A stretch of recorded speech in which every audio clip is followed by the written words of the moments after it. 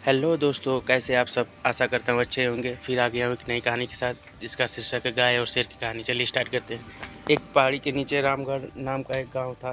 गांव के सारे जानवर हरी घास खाने के लिए सुबह उसी पहाड़ के ऊपर जंगल में जाते थे। शाम होते ही वापस आ जाते। हर दिन की तरह लक्ष्मी नाम की एक गाय अन्य गायों के साथ उसी पहाड़ी के जंगल के पास खाने के लिए गई। हरी भरी घास खाते खाते इतनी प्रसन्न थी कि वह कब शेर की गुफा में पहुंच गई उसे पता भी न चला।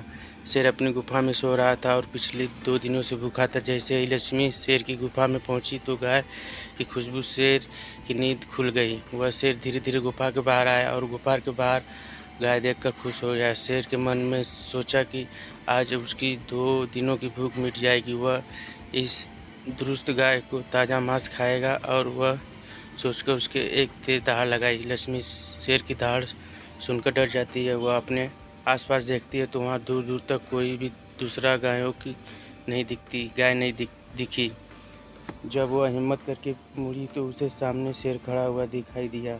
उस शेर ने लक्ष्मी को देखकर फिर दहाड़ लगाई और लक्ष्मी से कहा, मुझे 2 दिन से कोई शिकार नहीं मिल रहा था। मैं भूखा हूँ, शायद इसीलिए भगवान ने मेरा पेट भरने के लिए तुम्हें मेरे पास यहाँ भेजा है। आज मैं तुम्हें खाकर अपनी भूख मिटा लूँगा। शेर की बात सुनकर लक्ष्मी डर जाती है। वह रोने लगती है। शेर रोते हुए शेर से कहती है, मुझे जाने दो, मुझे मत खाओ। मेरा एक छोटा बच्चा है जो अभी सिर्फ मेरा दूध पीता है और उसे घास खाना भी अभी तक नहीं आता है। लक्ष्मी की बात सुनकर शेर हंसते हुए कहने लगा, तो क्या मैं अपने हाथ से एक शिकार को ऐसे ही जाने दूं? मैं तो आज तुम्हें खाकर अपनी 2 दिन की भूख मिटाऊंगा। शेर कैसे कहने पर लक्ष्मी उसके सामने रोने लगी और विनती करती है कि आज मुझे जाने दो। मैं आज अपने बछड़े को आखिरी बार दूध पिला देती हूँ और उसे बहुत सारा प्यार करके कल सुबह होते ही तुम्हारे पास आ जाऊंगी। फिर तुम मुझे खा लेना और अपनी भूख मिटा लेना। शेर लक्ष्मी की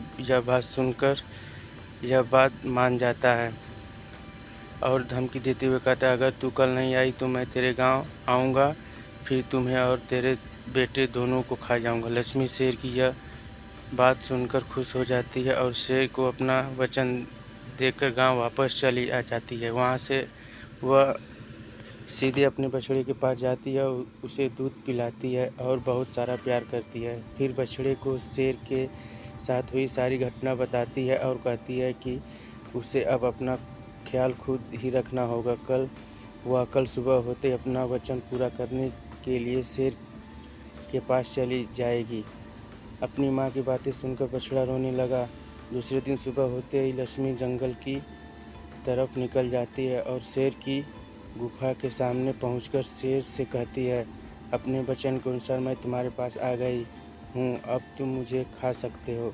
गाय की आवाज़ सुनकर शेर अपनी गुफा से बाहर निकल कर आता है और भगवान के अवतार में प्रकट होते हैं। वह लक्ष्मी से कहते हैं, मैं तो बस तुम्हारी परीक्षा ले रहा था। तुम अपने वचन की पक्की हो, मैं इससे बहुत प्रसन्न हुआ। तुम अब अपने घर और बछड़े के पास वापस जा सकती हो। इसके बाद वह उस गाय को गौ माता होने का वरदान भी देते हैं और उसी दिन के बाद से सभी गायों को गौ माता कहना शुरू कर देते हैं। कैसी लगी कहानी ज़रूर बताएं। Thank you for watching. धन्यवाद।